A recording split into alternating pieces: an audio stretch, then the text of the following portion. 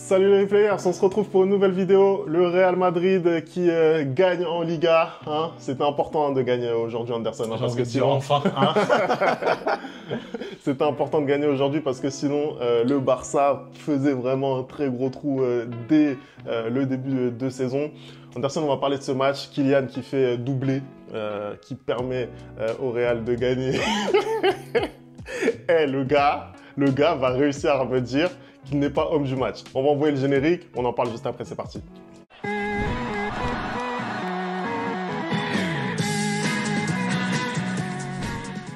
Allez, on va commencer cette vidéo. Le Real qui s'en sort, qui fait la différence en deuxième période. Anderson, c'est quoi ton ressenti sur le match? C'était un contexte particulier, il y avait de la pression, je viens de le dire. Il fallait absolument gagner. T'as pensé quoi de la réponse de ton équipe? Écoute, Femi, mon ressenti sur le match, c'est que ça ne va toujours pas. Hein. C'est que ça ne va toujours pas. Et j'avais l'impression que ce soir, on allait peut-être avoir une équipe transfigurée. Mais en effet, j'ai eu la confirmation qu'on ne peut pas régler les problèmes en 90 minutes.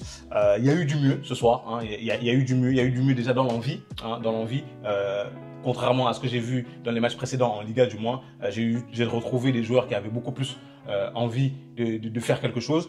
En ce qui concerne la technique et le contenu même du match, il y a eu énormément de déchets, surtout en première mi-temps. Vraiment des imprécisions techniques des joueurs, j'ai pas l'habitude.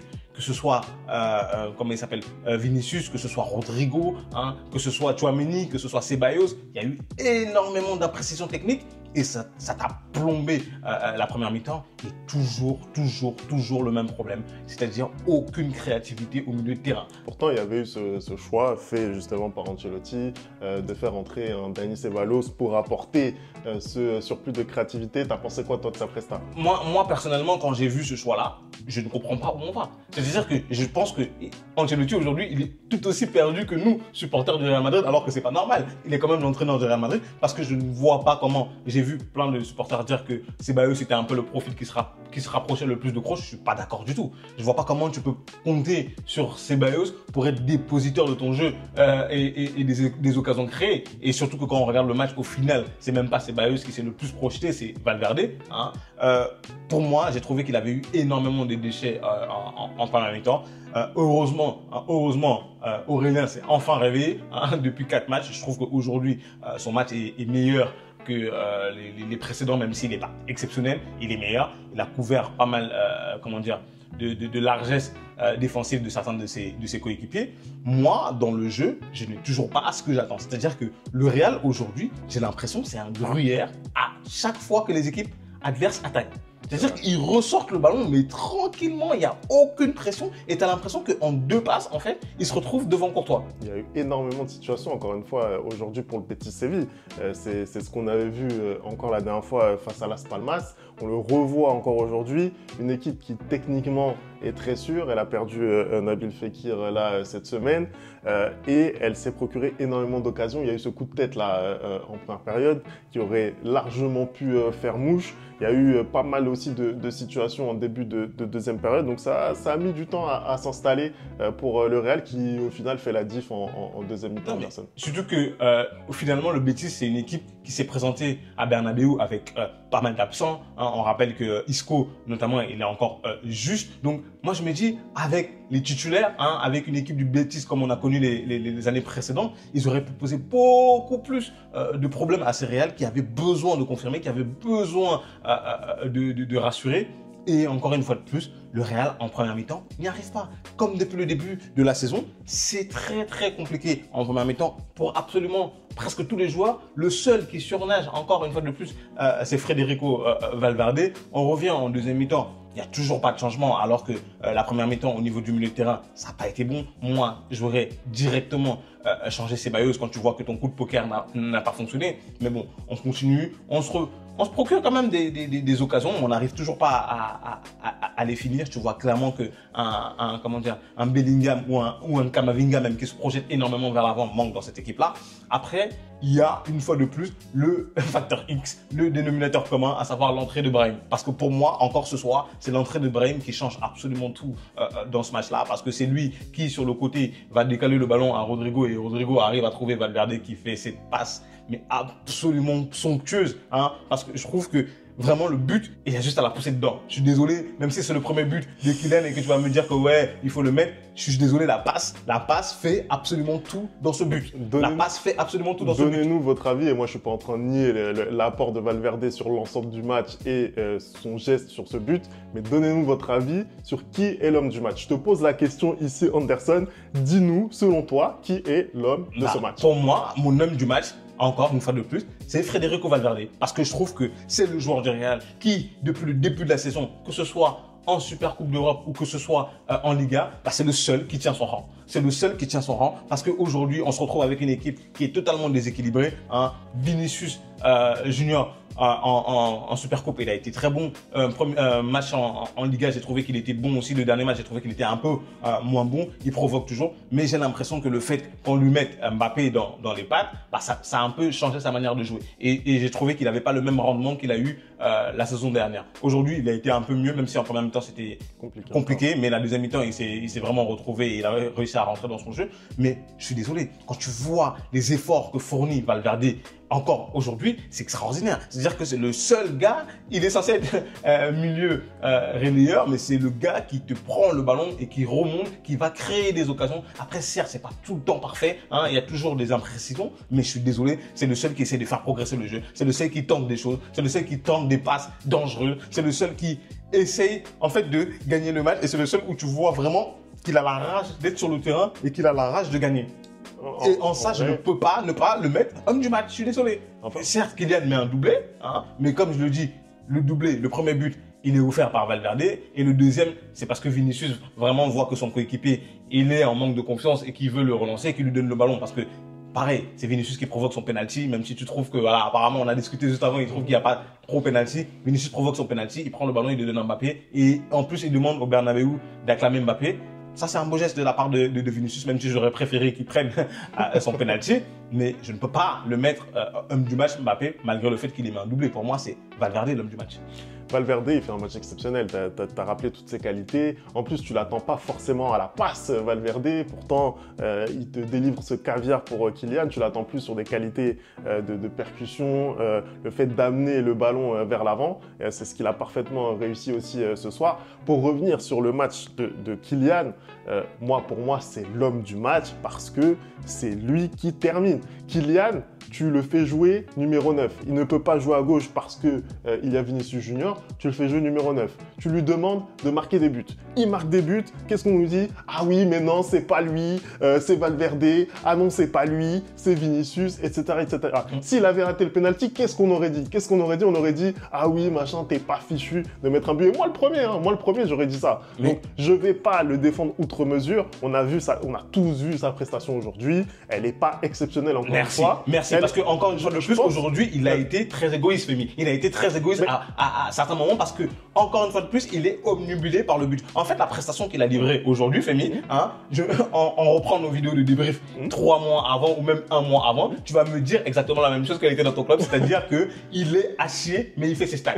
Voilà, c'est exactement la même chose. C'est-à-dire qu'il a été haché dans le match. Bon, pas haché quand même, faut pas abuser. Oui, je l'aime pas, mais faut pas enfoncer le clou et faut pas ne pas être objectif, mais je suis désolé, dans le contenu du match, il aurait pu mieux faire. Parce que quand j'ai vu plein de gens dire que ouais, Vinicius ne donne pas des ballons, c'est pas vrai, ce soir il donne des ballons. Hein, il est pas bon. C'est-à-dire qu'il prend des mauvaises décisions. Tu avais l'impression qu'il y avait une épée de Damoclès qui pèse sur sur sa tête. Après, c'est un peu le cas, on va pas se mentir. Non, je suis désolé. La pression, elle est énorme ici. Tu sais, il y a une phrase qui dit le football, c'est compliqué. Hein, mais la chose la plus compliquée au football, c'est de rendre le football simple. Ouais, et ce gars-là, il ne rend pas son football simple. C'est-à-dire que normalement, je suis désolé, hein, quand quelque chose... Moi, je suis quelqu'un, je suis pragmatique.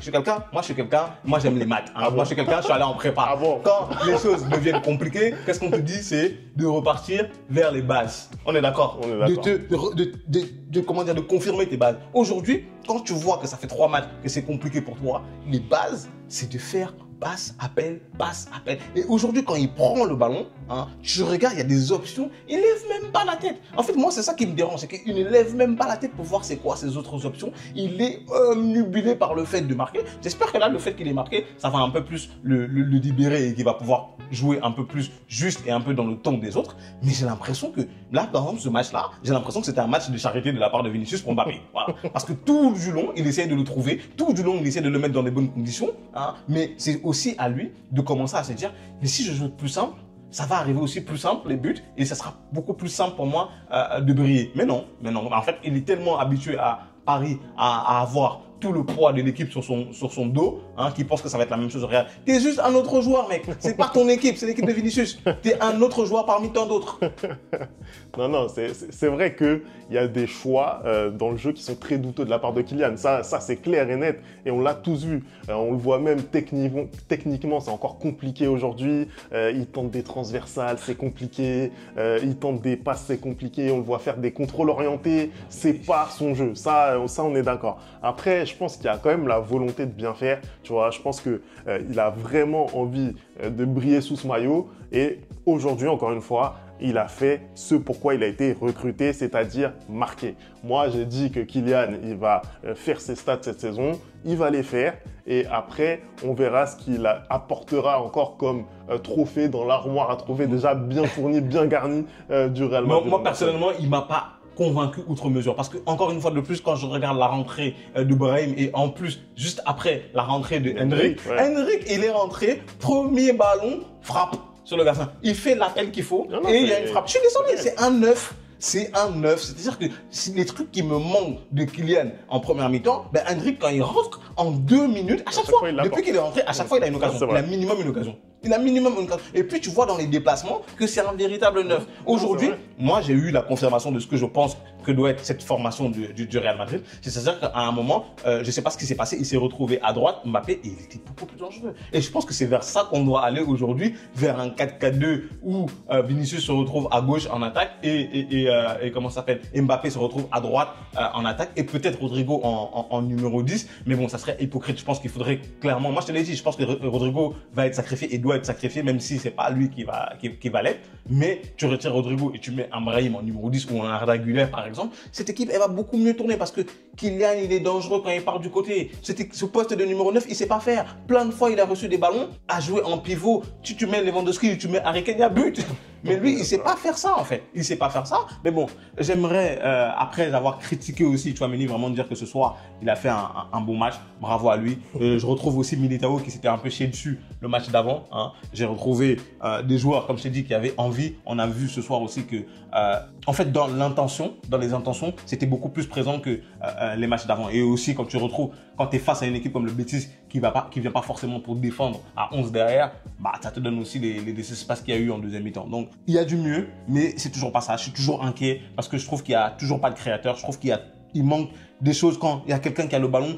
Il n'y a pas de mouvement. Hein. Quand je regarde le Barça jouer et qu'il gagne 7-0 et que je vois que tout du long du match, les 90 minutes, il y a du mouvement tout le temps, constamment. C'est ça du football en fait. Là, moi j'ai des joueurs qui ont du ballon, personne ne propose. C'est-à-dire qu'on espère de tout le monde qui va faire un exploit individuel. Tu vois, c'est pas possible. On est le Real Madrid, on peut pas passer de la saison qu'on a eue l'année dernière à une saison comme ça pour moi cette saison. Tu vois, c'est pas possible. On verra ce que ça va donner. D'autant plus qu'en Liga, là cette année, il va y avoir de la densité. On le voit déjà au classement. Ça fait que 4 journées Anderson et voilà, les cadors sont au rendez-vous. Le FC Barcelone qui fait un 4 sur 4.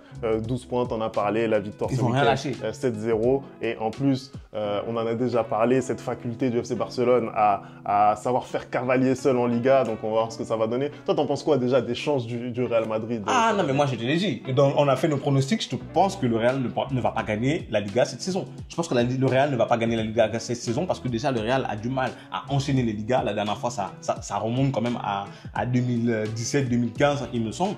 Et en plus, je suis désolé, le Barça, ils ont une équipe qui, va réussir à gagner contre des petites équipes contre qui le Real, par exemple, tu prends le Real Rayo Vallecano, contre qui on a gagné 3-0 et ils nous ont mis 7 buts en fait. Tu vois, en fait, ils ont cette science de savoir jouer contre les petits. Hein. Là, ils ont déjà 4 points à 4 journées.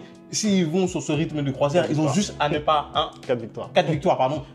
Non, 4 points d'avance, je voulais dire. Ils ont 4 points d'avance, 4 victoires en 4 journées. S'ils vont sur ce rythme-là, ils ont juste à ne pas perdre les classicos, en fait. Tout simplement, et ils auront le championnat. Et je pense que l'entraîneur qui est sur leur banc, il sait faire. Il sait faire. Le Real, c'est plus une équipe de Champions League. Et une équipe qui va venir maintenant te gagner le championnat, vas-y, deux fois tous les 3 ans et tout. Mais ça va pas être une équipe qui peut être constante, qui va te gagner 3, 4, 5, 6 championnats de suite, comme le Manchester City ou comme le Barça, par exemple. Mais bon, moi je pense que c'est mort déjà le championnat. Franchement, les supporters madrilènes sont heureux. Disons-nous que c'est mort le championnat et comme ça on peut être surpris. Allez, on va s'arrêter là pour le débrief. Merci d'avoir regardé cette vidéo. On n'oublie pas les bonnes habitudes, @le replay foot. Et nous on se retrouve très vite pour une nouvelle vidéo. Ciao!